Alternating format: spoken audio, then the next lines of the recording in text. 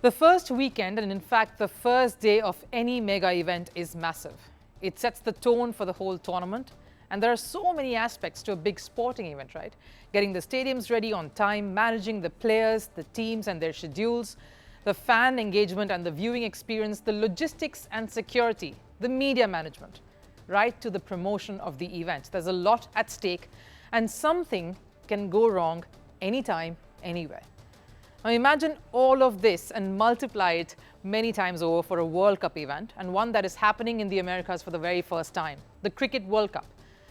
It seems to have started off a little shakily at the US and the West Indies over the weekend when the tournament kicked off. There have been a few concerns that have emerged already, and I'll tell you more about it. Some of the cricket has been promising though, like USA beating Canada in a tight, high-scoring finish, starring a manic knock by Aaron Jones, whose unbeaten 94 of 40 deliveries announced the tournament open for one of the host countries at least. Now, I'll come back to why I say this in just a bit and you'll know. Yes, Jones lighting it up for USA, and to think he grew up playing for the other host country, Barbados, before moving and playing for the US. So what are these concerns from the first weekend at the T20 World Cup? First up, security. Now, let me tell you at the start that all of this information is what we are getting from sources to me and at Firstpost and Network 18's Cricket Next. Now, USA has hosted mega events in the past. There is no question there, but never a cricket event. The one relatively new concept for the organizers here is the fan craze, especially for fans from the subcontinent that they have for the Indian cricket team, particularly for some of the top stars. There's a massive fan following, and it's managed to cross continents over to reach USA. We saw a first-hand glimpse of that on India's first day out on the ground during the warm-up game against Bangladesh. Watch what happened.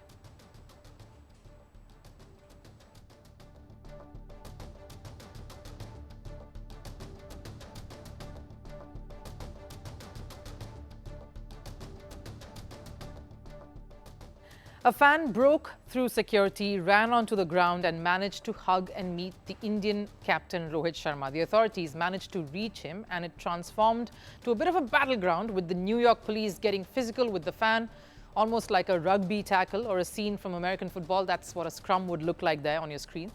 Rohit Sharma, who was trying to maintain some distance from the fan, had to walk back to the cops to tell them to go a little easy on the fan. A few of the Indian support staff also ran over, had to gently tell the cops, this is not new, it happens. But that's the thing, this is completely new territory for USA, who've been given the first lessons of cricket fandom for the sport and its cricketers, particularly from spectators of the subcontinent, which will be most of the crowd at these venues, considering the melting pot the US is. Now, if you've watched football in Europe and cricket in the subcontinent, you'd know what I mean. Fans are an integral part of the sport. But that's not just it. The first India game, and let me remind you, it was still a warm-up game, was chaotic to say the least. Many of the people who were supposed to get to the stadium for various purposes, from the broadcast crew to the logistics personnel, and even the players, were stopped miles before the gate, had to walk the rest of the way to the ground. There were delays in broadcast, commentators failed to reach the ground in time for the shows and the commentary stints, and it was mayhem in the lead-up to India's warm-up encounter. But why the chaos? Now, it of course dates back to a few days prior to the weekend, with USA receiving security threats to the much-awaited, much-anticipated India versus Pakistan clash that's set to take place on the 9th of this month in New York at Nassau.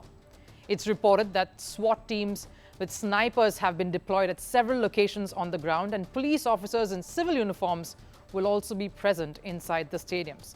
This, of course, is to prepare for the threats coming from militant organizations such as the ISIS. Additionally, the Long Island authorities received a threat of a lone wolf attack on the marquee clash. Now, what's a lone wolf attack? It's an act of terrorism that is driven by an individual and not supported by any organization or government. Now, here's the thing. According to reports, since 2006, 98% of all the deaths from terrorism in the US have resulted from attacks carried out by lone wolves. So a bit of tension, being a little over-prepared and on high alert, is understandable and natural in these circumstances. The governor of New York, Kathy Hochul, was quick to jump onto social media, though, to allay fears, saying there was really no hard credibility to these threats as such, and they're doing all that they can in ensuring that the matches are secure, and the India-Pakistan one in particular goes without any glitches. Because of this, security was beefed up for the players. The video of Virat Kohli being escorted to the stadium, in fact, went viral.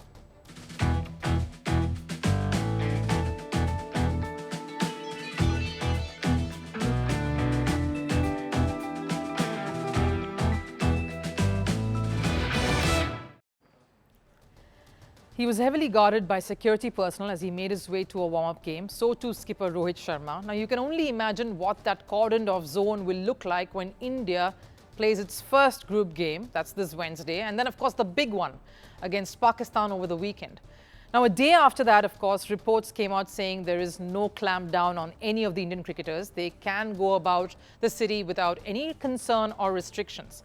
I still doubt Virat Kohli or Rohit Sharma can do that. But that's besides the point. If security and impending nerves ahead of the India-Pakistan encounter is the biggest concern for USA at the moment, the biggest worry for the other hosts, the West Indies, is the lack of interest from their own cricket fans.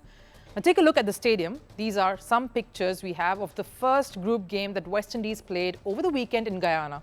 There is literally no one there. No crowd to cheer their home side on at a World Cup. Now compare this to the turnout at Nassau for India's warm-up game, to West Indies' tournament opener, a country that has won this tournament twice. That's more than India has.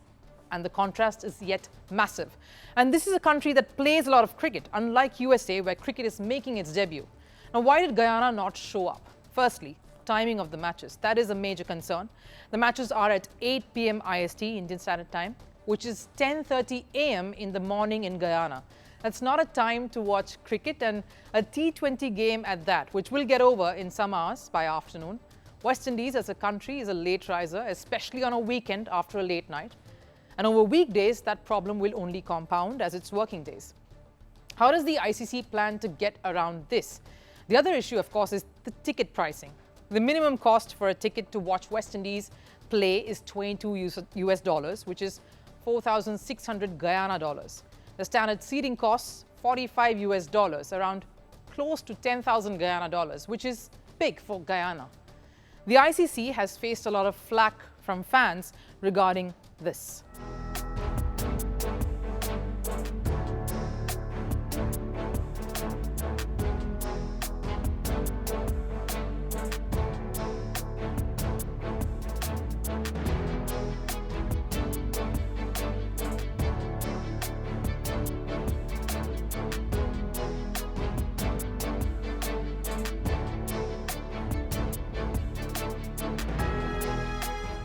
On one of the main ticketing websites today, I saw a special offer going up wherein you could purchase 3 matchday tickets for the price of 2. This is for the matches in West Indies.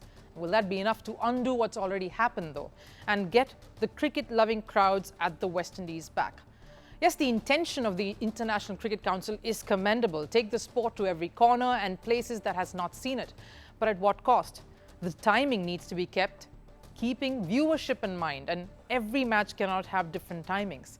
There needs to be uniformity. It's a tough balancing act, no doubt, but that's what's required to appease the biggest stakeholders of the game, one of whom happen to be fans. Like the West Indians, who've been cricket lovers from long before many of the associate teams here present even decided to play cricket professionally. From security concerns over at USA to lack of crowd and buzz in the West Indies, the ICC rather, has its hands pretty much full at the moment, and it's only week 1.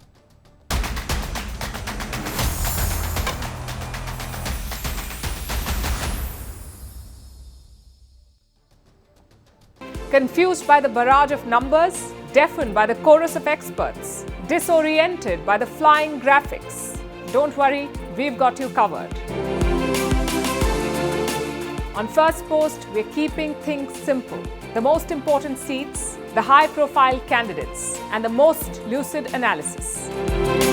As India counts its votes, tune in to Firstpost. Catch our live coverage on June 4th on all our platforms. Also, the special edition of Vantage.